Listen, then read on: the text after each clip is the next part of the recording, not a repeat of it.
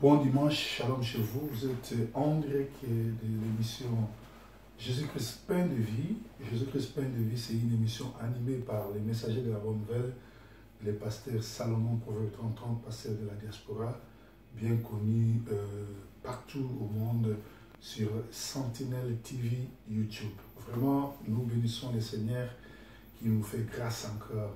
Quand tu te réveilles le matin, tu vis, tu parles, tu respires.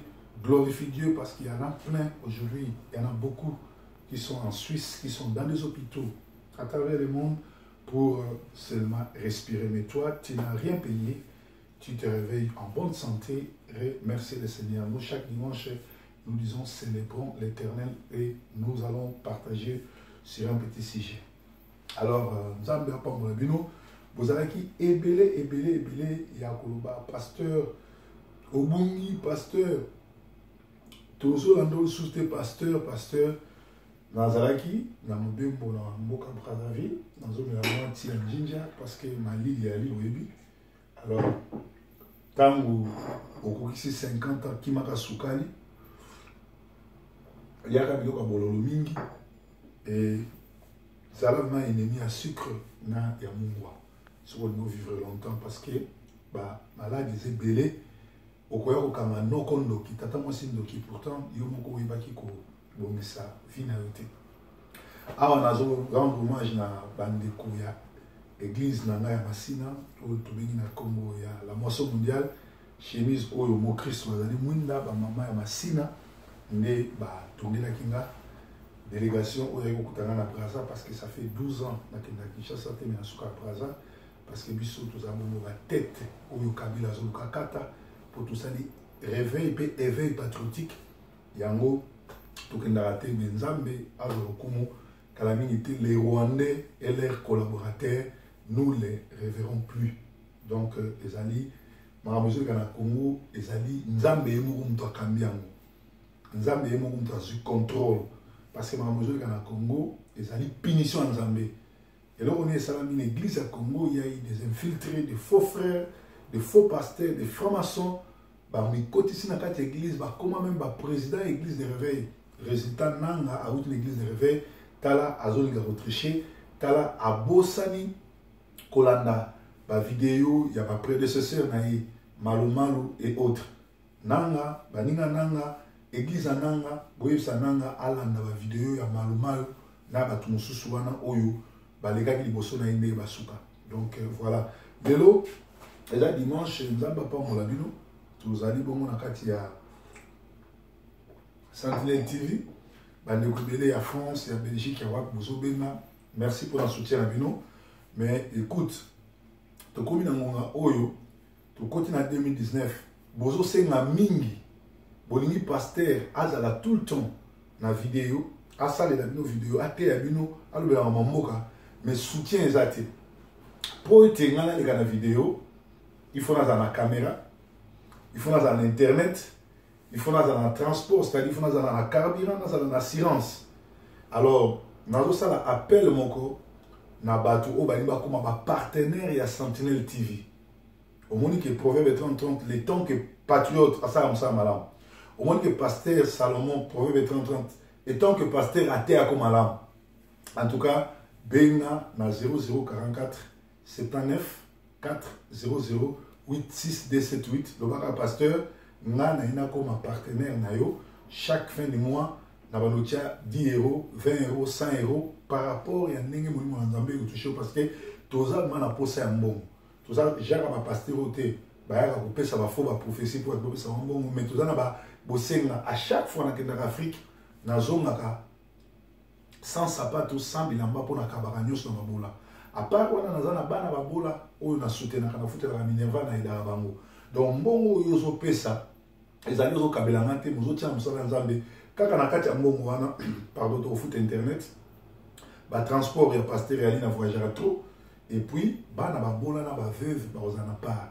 Normalement chaque fin de l'année na tinda la mbongo pona kosunga babola pe kosunga ba veuve mais fin de l'année on a sali à monter puisque nazongaki Europe à partir du 14 Nazoni Poto décembre. Donc, na route Kouya, na Kouka se départager et surtout na pe na ba problème makasi. Donc ezambela moi na nzambe no surtout azali touché na comme partenaire ya Sentinelle TV côté religion aux la bienvenue. On nous comme Sentinelle TV côté partenaire côté il y a politique benga na numéro ya 0044 79 4 0086 278 aux la bienvenue nzambe akopambola. Lelo nzambe tient à cœur de parler sur le rôle il y a Saint-Esprit na vie à moi na nzambe. Parce que confusion ça makasi. Na sala 20 ans d'église, na sala 10 ans d'église, na zali prophétesse, na monaka makambo, na sala kaboy, moza na discernement des esprits. Ngai tango na zo ba coup de fil ebela à travers le monde. Boli misiso na zo mela yo zo pambola ma yo peso ko za na ndako. Olandanga chaque dimanche, zo tina yo zo café na omela, tia secrétaire parce que c'est là assassin. Et zo ma petit fait. Alors, bato belé au monde azolo ba sambelaka ba msupem bazoni benga ba prophétesse ba prophète. Mais un prophète qui ne sait pas discerner les temps, un prophète qui ne sait pas discerner les esprits, moi na nzambe wa bi ko discerner les esprits te azali mo we a mo kufi. Or tango Yesu abengi yo à sali appel, parce que tout ça dans trois sortes d'appels. Il y a d'abord l'appel au sali, il y a l'appel au ministère et il y a l'appel au-delà. Ce qui nous a béni, il y a côté au Samalam, et ça nous pose à la sauver. Ils ont été pour comme pasteur, ils ont été pour tant dans la voiture, ils ont été pour tant dans l'avion, ils ont été pour comme célèbre. Les gens au cas mon proverbe 30-30 comme très célèbre. Batu pour battre la vidéo na faut que c'est la proverbe makam faut fingayi faut le bazar fazer a saliboy a boniboy a za ekobiste a saliboy mais proverbe 30-30 a un parcours. Boye au monde a proverbe 30-30 oiseau mataba avion azola na appartement mais boye bi proverbe 30-30 oyo atambola na makolo na masina mobimbate mapela ngenote ya samalam. Boye bi proverbe 30-30 oyo atambola na makolo na kingasali côté ya samalam. Boyebi proverbe 30-30 oya telema na kati ya bakombi kote ya Samalam na kin. Boyebi proverbe 30-30 oyo atelengana na Brazzaville alala na l'église na baban. Boyebi proverbe 30-30 oyo akenda na Pointe Noire a terre na bakite matinale a terre na bawapi azanga me ba place olala. Lelo bozo mona ka proverbe 30-30 ake Paris, ake Bruxelles, ake boy azana Air France, azana boy amati Ethiopian, amati Air Maroc. Mais tango tozako mata ba fula ba vidéo ezate.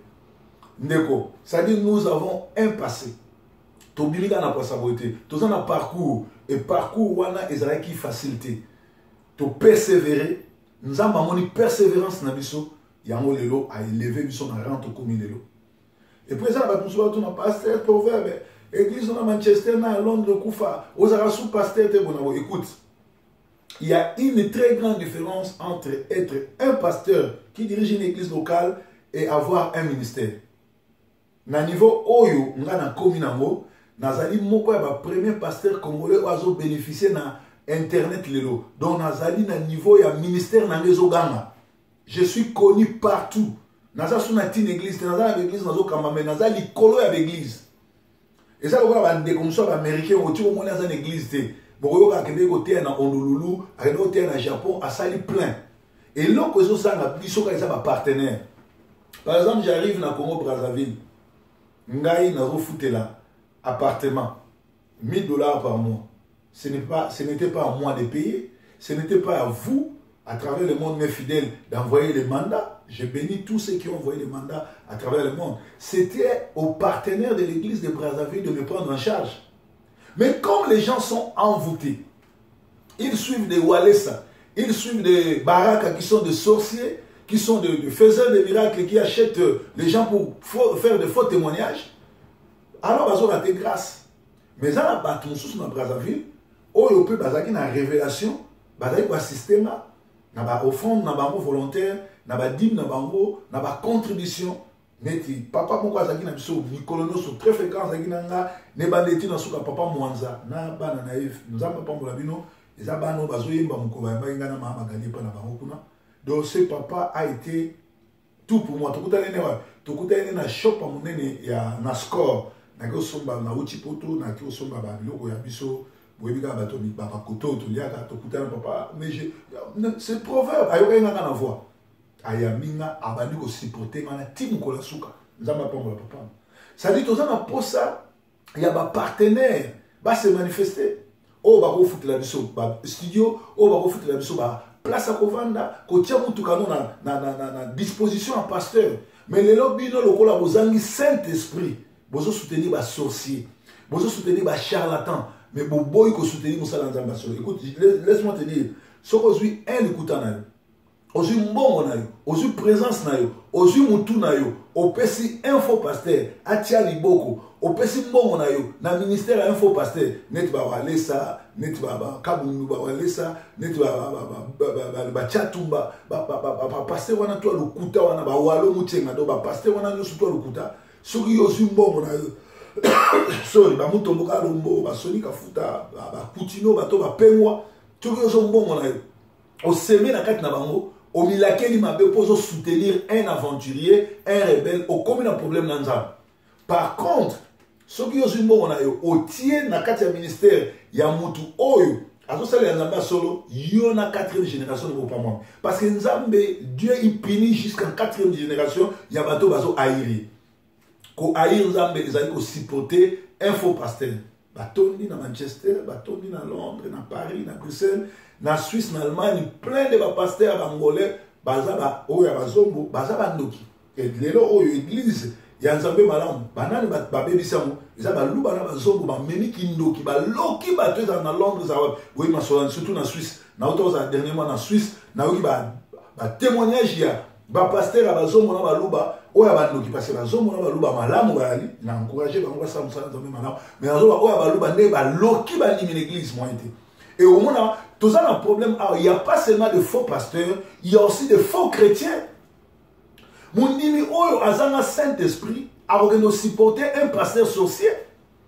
Ceux qui ont déclaré qu'il y a de faux pasteurs, bon dima pe qu'il y a de faux bandimi. Ba faux bandimi za banani. Ba o bazanga Saint-Esprit. J'ai entendu nos paroles. Nous lisons la parole de Dieu au nom de Jésus-Christ, Actes des Apôtres 1er, donc premier chapitre, tout temps in verset 8 balobi.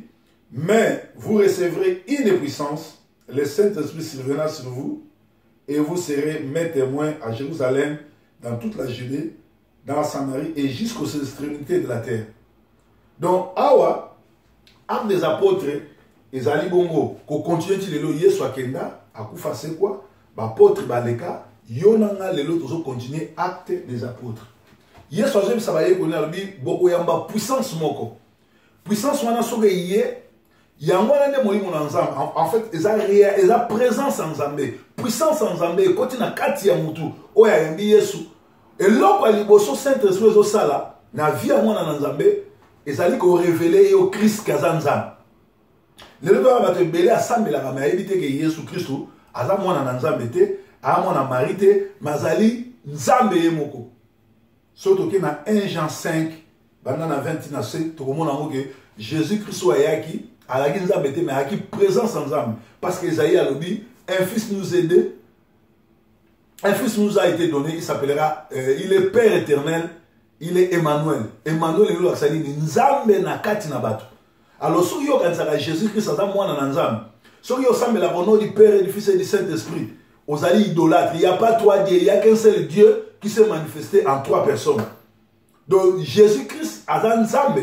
Azara moi na Nzambe te, mais à jouer à rôle nenge Eddie Murphy a joué un peu à New York, un mot domestique, un mot azali prince, un mot azali nenge pe Nzambe a salaka. Yemoko Nzambe, yemoko a quitté le rôle à fils, yemoko azali rôle à Saint-Esprit. Ce que Saint-Esprit ezali kolakisake, Saint-Esprit na kati na ils ont révélé liboso Jésus-Christ à Nzambe. Ils ont révélé yo nenge proverbe 30 azote ya boye. Ce qui est dans le Saint-Esprit, ce qui est solo dans la salle de l'Anzam, celui-là c'est mon serviteur. Ce qui est dans la salle de l'Anzam, c'est un aventurier. Il y a un problème dans la famille. Ce qui est dans le monde, dans la vie à prier, c'est un peu de après, il y a un peu peut-être au sambe noté, mais ce qui est dans le 8 au sambe, il y a plein de titres. C'est le Saint-Esprit qui me révèle. Alors, les lois, tu as un problème parce que tu as un Saint-Esprit, tu es moyen, mon Nzambe révélé au vrai serviteur, il faut y aller, il y a un rôle en faux. Deuxième rôle, il y a Saint-Esprit, ça convainc du péché. Bon, ici. Saint-Esprit est convaincant dans le péché. Tant que vous avez pas niqué, pour nous, on va niquer. Tant que vous avez moli mon Nzambe, oye aller dans la cuisine nanga, oye la cuisine.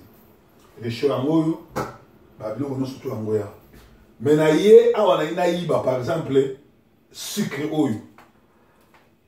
Tant on a iba ngo, na ye peut-être pas bateau parce que na poto le peu babi ba comme belé, ba mitoman, ba comme belé. Alors moli mon oyo je so zwango. Eza nango sucre, muto omona te. Eza moli mo Satan. Moli mo Nzambe wana lobela yo non. Sucre, eza nango un livre, eza 1 euro. Oya osama na ndako likolo ya sucre. Kanga senga ba kopesa yo. Neti lelo pe ba msupu ake na ndako bato DVD kaka ya théâtre bien ya nini alinga yiba ba DVD ya 1 euro. Moli mo Nzambe ne convaincre li péché biko yiba te senga betika. Ndenge moko kuma na ndako bato moni portable. Ba tie portable na nini ba portable yo moni portable yo lobino loko les a bien na ibango Saint-Esprit vous so tika les amana moti boyiba c'est ça le Saint-Esprit ça te convainc du péché. Troisième rôle il y a Saint-Esprit et il y a qu'à justifier bato so ba basali likopa po ba dingisa yo so ba basali likopa po ba fina yo mona na te Saint-Esprit abimi ayo ko sauver yo na on peut ça expérience mogo ndeko moko na kim azaki pasteur abandi église oyika ba jeune fille belé ba tula siko ba komo ka saki ndumba l'église ba protocole belé bomona wana ba chanter ba na ba bula ba bula 000 ba l'église ba bomona te ba ko luka bibali ko luka opesa bibali tout biso atozo tambola ka mokilito omona omona protocole o memelo bible mais pasteur na sepela na yo na lota indo to yo obali o meminga na poto. Donc, azo yebso déjà que ça prête na makambo sur yoli. Mais ce que ça na moli mo Nzambe, la tentation na surtout au bima sain et sauf. Alors que ba ndeko wana pasteur ba ni ministère ba jeune fille ba yebele ko ba bika célibataire et akoba la mogo. Mais leur pasteur wana a se décidé à que no ba la l'église mususu ba jeune fille tout ba ko tiele montema ba bimi l'église ba siliki ba sali faux témoignage que pasteur wana akusha na bango a promettre bango libala après si bango libala te et ba influencer église après mariage à pasteur église e kaoki ba batika li 4 pasteur là outi voyage de nos saisons à boy église 4 personnes oni oh ba certain ba pali sango yo abisa bango o promettre bango libala o bali bango te bango ba kena bango yo za faux pasteur ça lié passe mais il y a solo atikala kolingata mwana mwasi moko wana te ni bise ni na makanisi ni na vision parce que là ba muso ça va pécher na masumu na makanisi mwasi abatu yozo lingi na makanisi alors pasteur aleli le pasteur aleli ayisinzam église ezayo ndenge ba bakei tindela ngasko bato ba yoluka nzambe parce que na église wa ba mususu olea oluka bokozala likolo ya yoluka ba problème. Si vous avez l'église, vous avez un problème, vous avez un problème. Au moins, moi, ça pasteur, à gentil, au moins, le pasteur français, il y a une faute, mais le gros, il y a même une faute. Qu'il te signe au tarifement, pasteur, ça a 500 fautes. Mais si vous avez un nzambe, vous avez un nzambe. Alors, pasteur, il y a Sambeli, il y a côté de Bibo et Bibi Bango, il y a Kwanze et Bibi Bango, Bango, il y a bayembangu kotubela babi ya solo pasteur alinga ine biso te mais biso nde tozaki ko projeter abala biso le to moni ka ko bala côté muso pesi biso kanda o moni Saint-Esprit ne justifier pasteur a gagné ko se justifier te moi na Nzamba se justifier te o ko ba yo moko proverbe justifier te proverbe za star ya katia sangmalam ce qui a un problème et bimina komona je ne justifie pas mais je viens éclairer l'opinion. Parce que bana nzambe mingi ba koyate ba mso ba zonga simate fu ba yoka o nga na zoloba ba yoka pe point de vue nga na yeko se justifier te Et puis, un homme de Dieu, celui qui a fait l'alliance avec Dieu, Nzambe, Maramusubi, quand est-ce qu'un homme de Dieu pêche, ceux qui m'enseignent dans la Bible, a commis gain na les causes, a commis qu'on l'ait dans mon bon, a commis qu'on manipule bateau, a commis qu'on kosa bateau, a commis qu'on yiba bateau, a commis qu'on bimela mon bana basi à bateau. Ah, na ngonga wana asali lisum na Nzambe. Quand est-ce qu'un homme de Dieu pêche? C'est quand il ne marche pas par rapport à la conformité de la parole de Dieu. Mais Moussa Linanzam, ce qu'a décidé que Libala Oyo na nyokwa mitro na sepe na moté sili na zuma c'est pas un péché. Je n'enseigne pas aux gens de faire ça. Mais ce qui Nzambe a justifié, a tout niété, yozana ni pozwa audace au no tout na mutu. Oyo azo solo Nzambe a une décision par rapport à la réalité à vivre. C'est vrai tout ça na ba hypocrite na kati ma vie. Oyo azo nyokwa malobi na vandi apo na son. Mais biso va proverbe to umeli trop na poto to koma mindele te mais to zo makamba malamu mindele to sangisa na parole. C'est comme ça que je vis. Alors, Saint-Esprit musala nango ezali ko justifier mutu. Alors, ce qu'on a dans Saint-Esprit et ko tindika yo ozo ba décision malamu. Et ko tindika yo eke na l'église malamu. Et ko tindika yo o soutenir batu na solo. Et ko tindika yo oyo ka musique ya solo. Toke na musique. Ba musique epelé lelo ba oyemba lelo. Sorry. Nzamba na katité eza ba commerçant, baza ba idolâtre, net il faut du ciel. Boyo ka même musique n'était pas c'est un idolâtre qui adore Branham. Mike Kalamba, Marie Missam, qui ça frère José Nzita, ce sont des sorciers. José Nzita a bomisi ba déconner belé ba na tete ba yebio. Ba Mike Kalamba il a simba solo ka bazaki ba disciple Marie Missam. Oyo a pesi ba mo ndoki ba mona ba gege oyo Moïse mi. Ba musique ya bonga na yo ka monte. Ngaso okani pembe na nga okomona nga neti moi compliqué na préfère oka musique ya kala. Oyo tango neti ba Matu Samuel babandaka, ba Delingo de babandaka, ba Alain Moloto, Mikolo musique na oka mingi ya Michel Bakenda. Azobeta bien mais ba dans azobi na nde ezo poser na ba question si c'est un frère converti ou aosa bavanti parce que moi na Nzambe tant azobi na Nzambe il faut abina loko na Nzambe ko respecter Nzambe. So comme bino on dirait moi ba mokili place on a de tout ça mais c'est un frère que j'aime beaucoup nazo c'est la musique de nazo baomi Marie Missam Lombo ba ça dans Nzambe ba Micheline boyoka ne ba finga na maman online na boyoka musique on a te na yoka la musique ya par exemple frère Patrice c'est pas un frère Patrice c'est un sorcier mais yozuyo on a yoka la musique ya frère Patrice est-ce qui t'a dit que Patrice est un frère azo supporter Kabila qui est un criminel. Et Patrice a composé à Kabila rebelle à Ouera Patrice a monté Mamabé. Alors moi je n'écoute que les adorateurs, ceux qui adorent Dieu. La musique est à Kala. Batouana le ba yemba bazaki na posa ko tekate aussi. Mutakolo batazo sale la Nzambe lelo a no beta conseil religieux. On comprend, conseil religieux. Tala ba vie nete ba frère Mbuta, ba vie loka ba Clovis Makola. Donc, comment tu vas plus qu'un pidi qui s'est dit qui nous m'a comme la bangi, qu'on ça va faire à ça et comment vit na bango. Et pourtant, baza ba chantre de l'Éternel. Mouta Ramonana qui s'est mis na baza ba master ba banda ministère Mukolomoko. Mais t'as la vie Mouta Zanamo, c'est mon frère.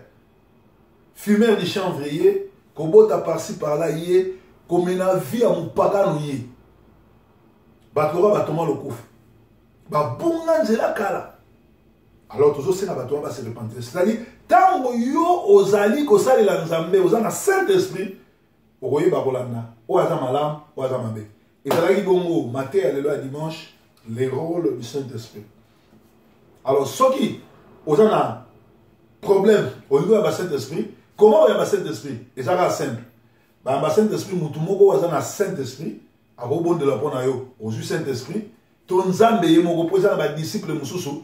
Bazaki Saint-Esprit, le roi Jean-Baptiste, azaki déjà na Saint-Esprit, na lukutu babondeli pona été. na lukuta kuta na Jésus te mais nzambe ni kontisi na kati na ye aza révélation Saint-Esprit. Alors ce qu'on dit au Saint-Esprit, tiens ma bo liboso bo ifongola boy nanda prier lo bankolo Yesu. Na oki matea na yo.